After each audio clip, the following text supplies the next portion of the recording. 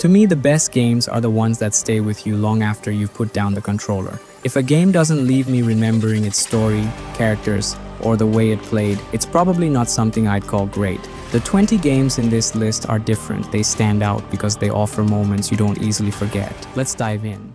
Kicking things off, let's talk about Rise of the Tomb Raider. Even years after its release, this game still looks stunning.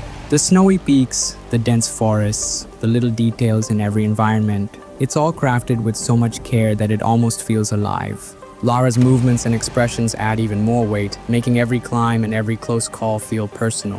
What I love most is how the lighting changes the mood of the world, like when the sun cuts through the icy mountains and turns everything golden for a second. It's not just beautiful, it's immersive. Rise of the Tomb Raider isn't just a game you play, it's one you experience, and that's what makes it unforgettable.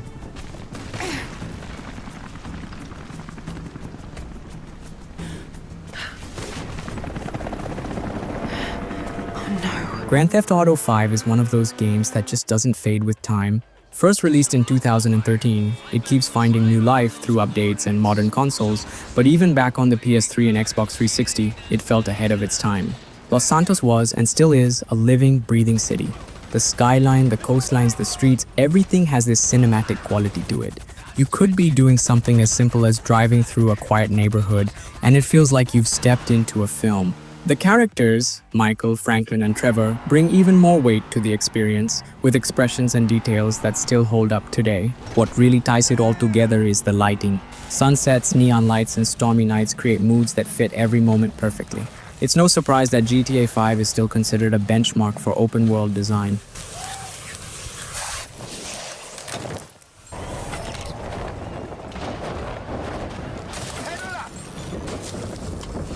Now let's move to Final Fantasy VII Remake Intergrade. This isn't just a remaster, it's a full reimagining of one of gaming's most beloved stories. While the original was a turn-based JRPG, this version leans into action, blending real-time combat with tactical commands in a way that feels both modern and thoughtful. The Intergrade edition focuses entirely on Midgar, giving more space to explore the city and more depth to the characters we thought we already knew. The expanded storylines and new interactions make the world feel richer while still honoring the original's heart. With its mix of action, exploration, and emotional storytelling, Final Fantasy VII Remake Intergrade finds a balance between nostalgia and innovation, making it a must-play for longtime fans and newcomers alike. Don't just stand there. Help me out, damn it.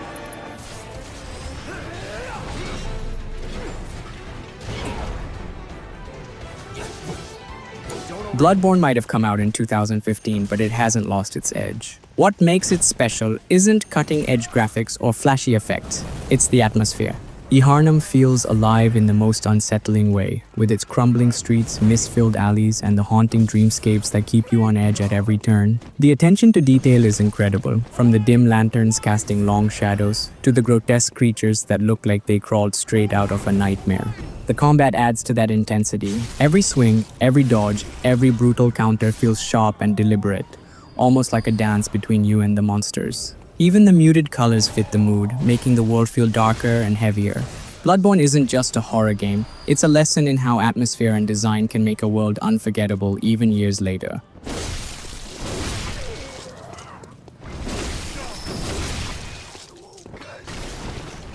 Now let's talk about Elden Ring, a game that raised the bar for open-world RPGs. From the same creators who brought us Dark Souls and Bloodborne, this one takes that familiar challenge and places it in a massive world called the Lands Between. What makes it stand out is the freedom. You're not told where to go or what to do. You're simply let loose, and the sense of discovery is unmatched. Every path feels like it hides something, a new boss, a dungeon, or a secret you weren't expecting. The combat is tough but fair. You can shape your character however you like, with weapons, magic, and skills that fit your style. That difficulty is part of the reward, making each victory feel earned. The world itself is breathtaking too, shifting from ruined castles to wide open fields to eerie, otherworldly landscapes. Elden Ring isn't just a game you play, it's a journey that pulls you in, challenges you, and leaves you with stories you'll remember long after you've put down the controller.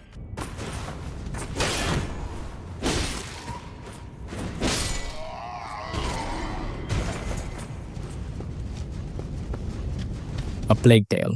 Requiem is the kind of game that makes every step feel heavy.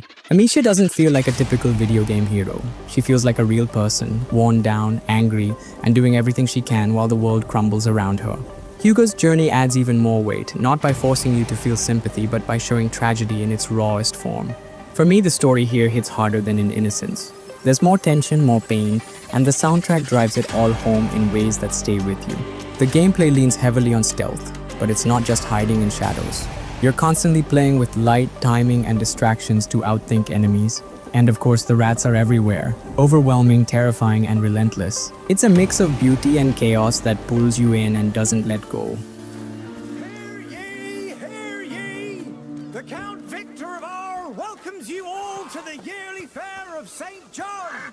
Enjoy goods from our region. On the other hand, Clair Obscur Expedition 33 looks like it was painted straight out of a dream, or maybe a nightmare. The game is set in a surreal, French-inspired world where humanity is slowly being erased year by year by a mysterious curse. You play as the last survivors trying to break it, and the setup is just as haunting as it sounds. At its core, it's a turn-based RPG, but it doesn't feel traditional at all. Every attack, spell, and defense is active, meaning you're aiming, dodging, and reacting in real time. It's fast, stylish, and has this surprising intensity that sets it apart from most RPGs. The art style is stunning, somewhere between Bloodborne and Persona, with twisted enemies and dramatic, almost theatrical music. If it all comes together, Expedition 33 has the potential to be one of the most talked about releases of its year. And honestly, there's nothing else quite like it on the horizon.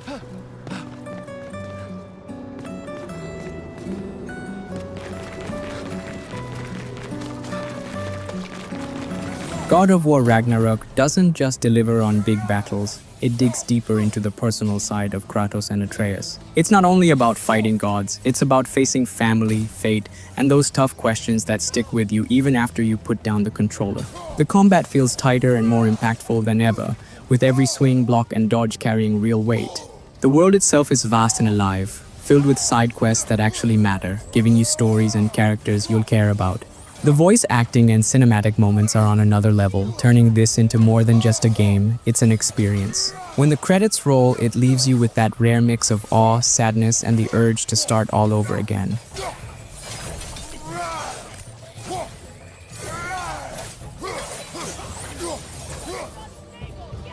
Now let's switch it up with Sleeping Dogs, a game that deserves way more recognition than it gets. Imagine stepping into a high-energy Hong Kong action movie. That's exactly what it feels like. The hand-to-hand combat is sharp, fun, and often feels like a perfectly choreographed fight scene. Driving through the busy streets is just as satisfying, with the city buzzing with life and atmosphere. But what really makes Sleeping Dogs shine is the story. You play as an undercover cop caught between loyalty and betrayal, and the writing keeps that tension alive without overcomplicating things. The side missions and random encounters add even more variety. From crashing weddings to high-speed chases, there's always something unexpected. It's a game that pulls you into its world and doesn't let go, which is why people still remember it fondly years later.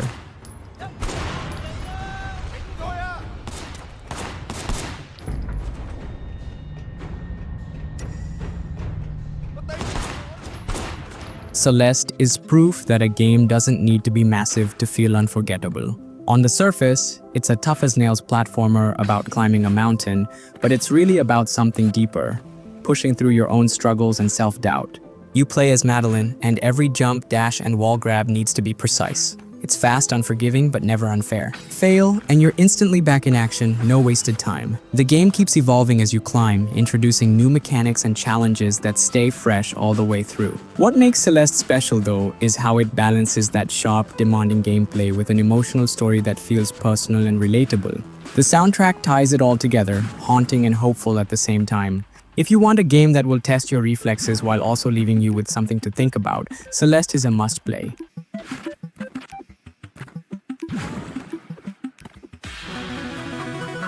Then there's Red Dead Redemption 2, which feels less like a game and more like stepping into another life. You play as Arthur Morgan, an outlaw stuck between loyalty to his gang and the reality of a changing world. It's slow, deliberate, and incredibly detailed, sometimes almost too detailed. You'll spend time hunting, fishing, brushing your horse, or even getting into a fistfight because someone gave you the wrong look. And somehow, it all feels meaningful. The writing is sharp, the performances are top tier, and the world itself feels alive in ways most games can't touch. You can ignore the main story for dozens of hours and still come back to something stronger than most endings. But when the story does kick in, it hits hard, tragic, powerful, and unforgettable. Red Dead Redemption 2 isn't just cowboys and gunfights, it's one of the richest and most human open worlds ever made. And yes, you can still pet the dog.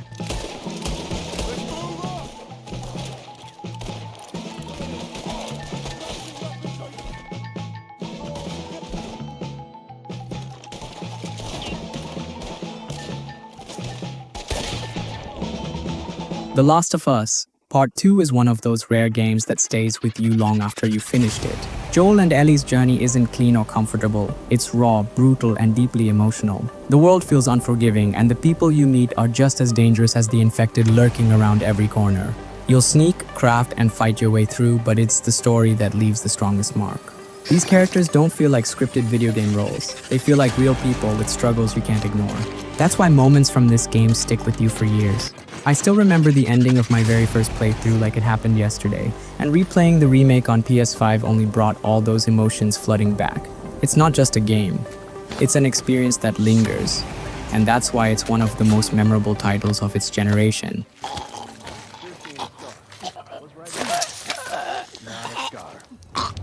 Well, let's do our job so we can go back and eat, okay?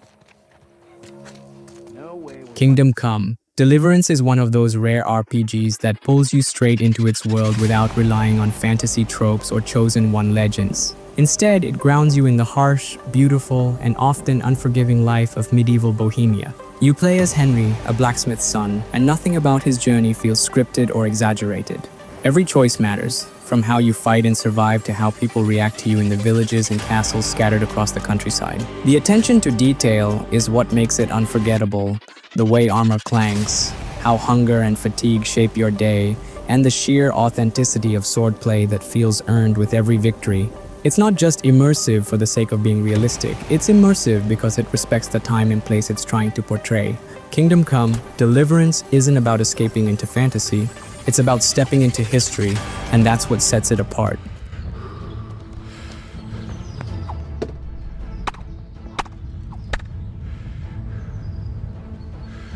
Baldur's Gate 3 feels like a turning point for RPGs. Built on the foundations of Dungeons & Dragons, it's not just a faithful adaptation, it's a game that pushes the genre forward in a way few others ever have. Larian Studios managed to capture the heart of tabletop storytelling, giving players freedom to shape their journey through choices that actually matter. Every playthrough feels different, from how battles unfold to the way relationships develop with your companions. The turn-based combat is deep and tactical, but it never feels slow, and the writing is sharp enough to keep you hooked whether you're in dialogue or in the middle of a fight. With its branching stories, unforgettable characters like Astarion, and sheer level of player agency, Baldur's Gate 3 isn't just a great RPG, it's a benchmark that other games will be measured against for years to come.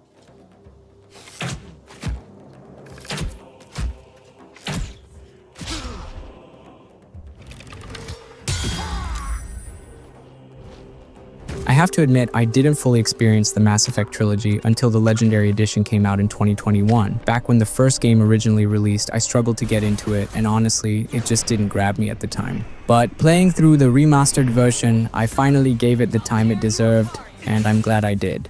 The first game still feels dated in some ways, but once I got to Mass Effect 2, it all clicked. That sequel takes everything the original tried to do and polishes it to near perfection. The characters feel alive, the world building is rich, and the stakes are higher than ever. The story pulls you in and doesn't let go, and by the end, I understood exactly why people call it one of the greatest RPG sequels ever made. For me, Mass Effect 2 is the high point of the trilogy, a game that defines why people fell in love with the series in the first place.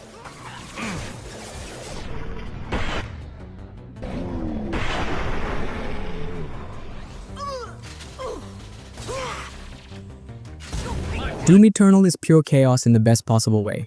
From the moment it starts, the game never lets you breathe, throwing wave after wave of demons at you in fast, aggressive combat that feels more like a dance than a fight.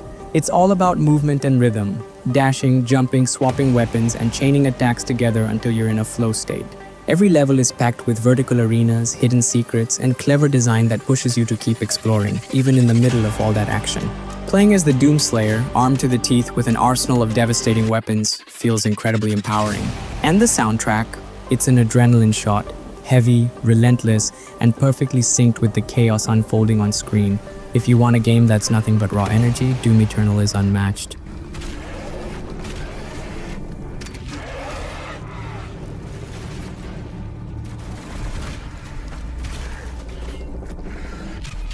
Then there's Resident Evil 4 Remake, a masterclass in how to reintroduce a classic without losing its soul. The original 2005 game already changed the way people thought about survival horror, but this remake takes that foundation and modernizes it for today's players. The combat feels tight and claustrophobic, forcing you into tense encounters where every shot counts.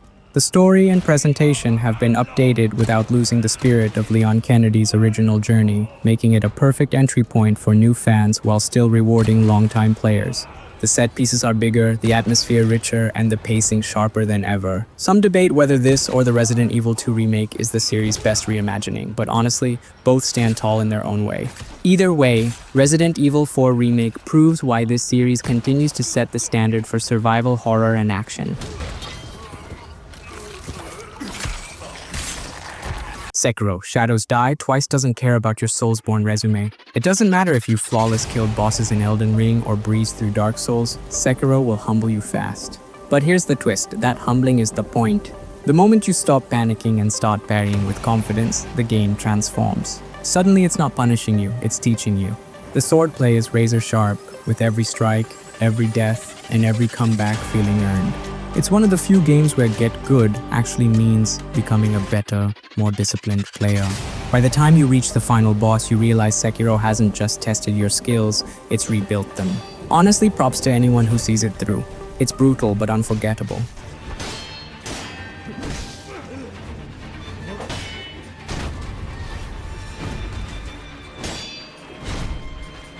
Then we've got Psychonauts 2, a sequel that surprised me in the best way. I expected quirky fun, but what I got was one of the most imaginative and heartfelt adventures in years. Every level is a unique trip into the human mind, blending creative mechanics with storytelling that hits deeper than you'd expect. Double Fine nailed that balance between hilarious, weird, and genuinely moving.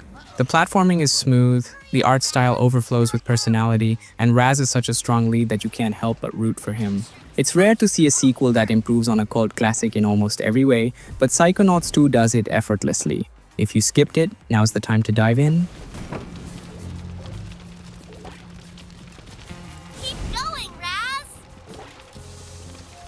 Die, ugly posters! And then there's Titanfall 2, which remains one of the finest FPS games ever made. The campaign is a masterclass in pacing, with levels that constantly reinvent themselves and set pieces that leave your jaw on the floor. The movement system is buttery smooth, and when you combine wall-running agility with Titan combat, every fight feels dynamic and fresh. But what really surprised me was the story. Somehow a shooter about giant mechs made me care deeply about a robot, and I'll never forget some of those emotional beats.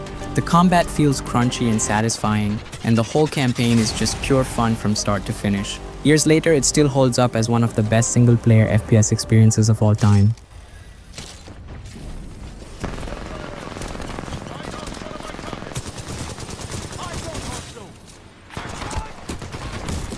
Hope you enjoyed this one, folks. If you did, a like always helps out. Stick around, because next time we're diving into 20 RPGs worth spending 100 hours in. Until then, take care, and I'll see you in the next one.